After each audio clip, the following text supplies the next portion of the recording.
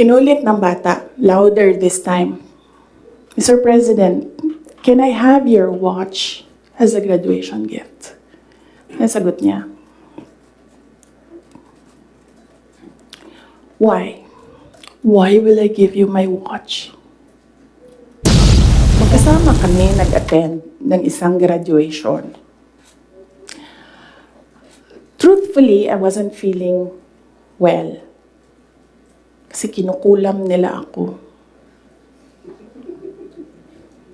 Andiyan na sila ha, umabot na sila sa kulam. Nagsama-sama na silang lahat. Kinukulam pa nila ako. So I wasn't feeling very well. Pero I had to go. Kailangan ko pumunta. Kasi para naman sa graduates yun. Hindi para sa akin yun. That's their happiest day. So nagsama kami.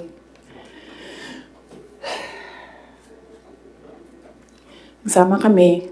Katayo kami doon. And merong isang graduate na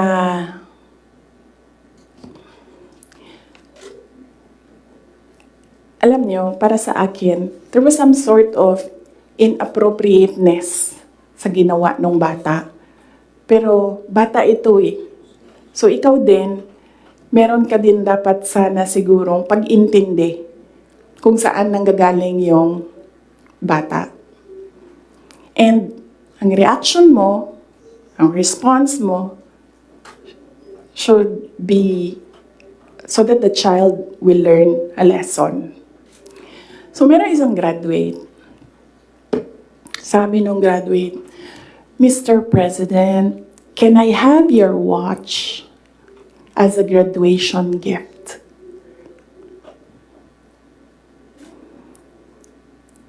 And narinig ko, tabi ako, di ba?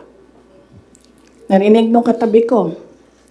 Narinig nung katabi ng katabi ko. But apparently, this guy, di niya alam kung ano isasagot niya.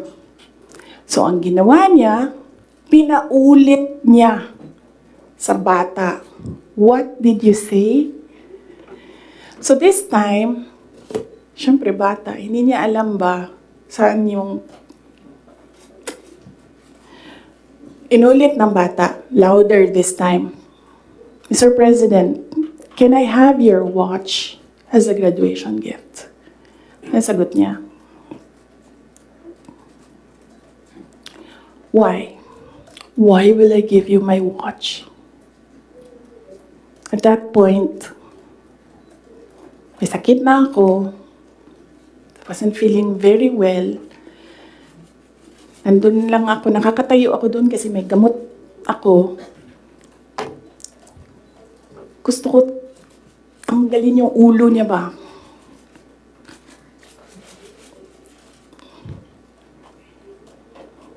I realized toxic na yung relationship.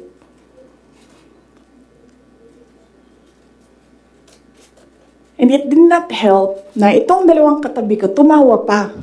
Pinagtawanan pa nila yung bata. And I saw the humiliation sa face ng bata. I wanted to help him. Gusto ko sabihin sa kanya, itong relo ko na lang, relo ito ng Vice President, ito relo ng Presidente, pero I hope this will do. And then I realized na baka mas lalong mapahiya yung bata if I do that. So I just imagined myself cutting his head. Gusto ko, ganun din ang gusto ko gawin doon sa mga katabi ko. So na-realize ko, toxic na ito.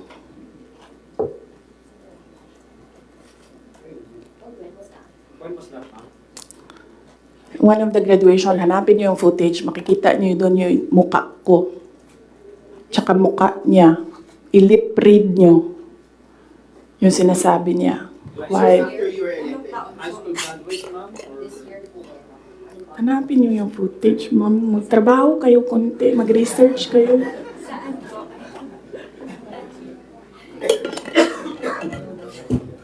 So, gusto ko sabihin sa kanya,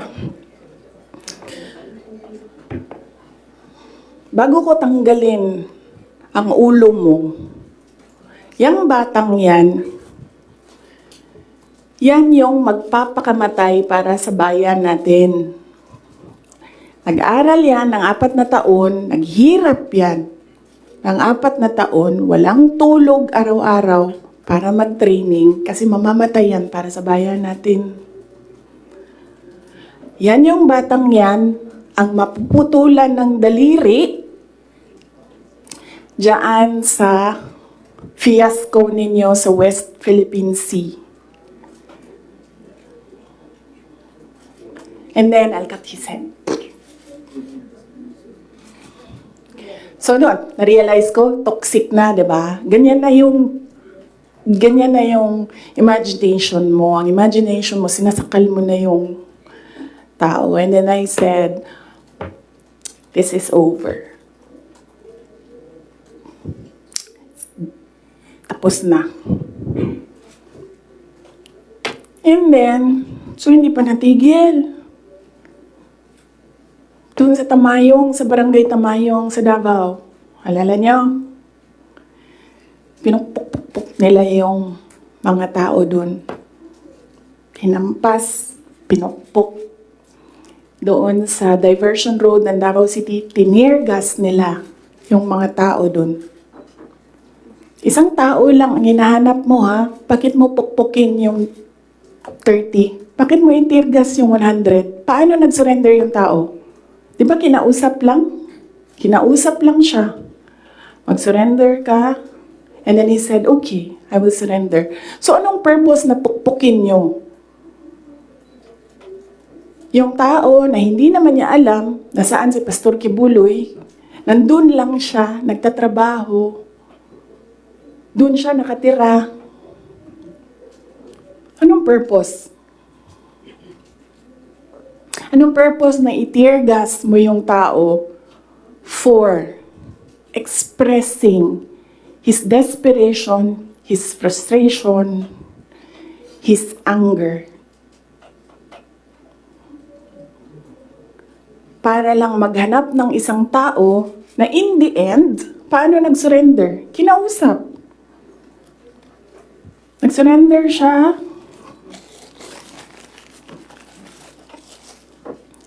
Kinausap siya. Walang napukpok, walang natirgas, walang nasaktan. And then, kailangan nyo talaga ganunin ang mga tao. And then I said, it's all over.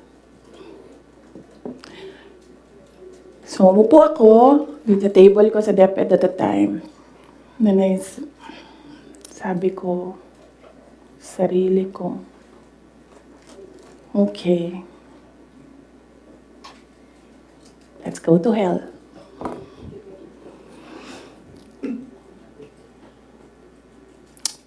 So,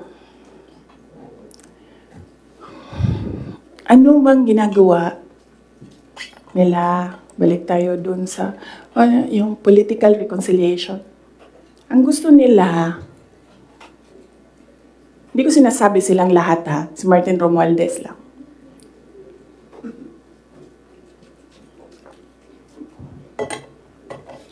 Ang gusto ni Martin Romualdez,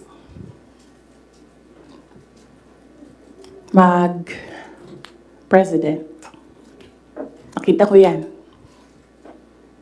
sa kanyang mata noong ilang oras na tayo? 1 hour and 31 minutes na yun nandito.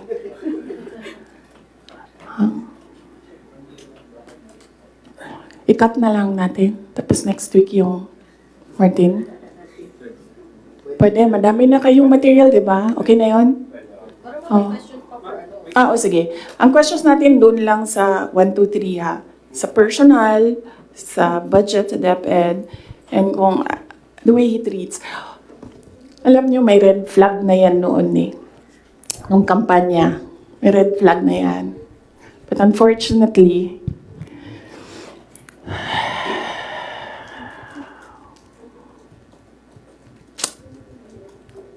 Hindi ko naisip na ganun kalala yung insincerity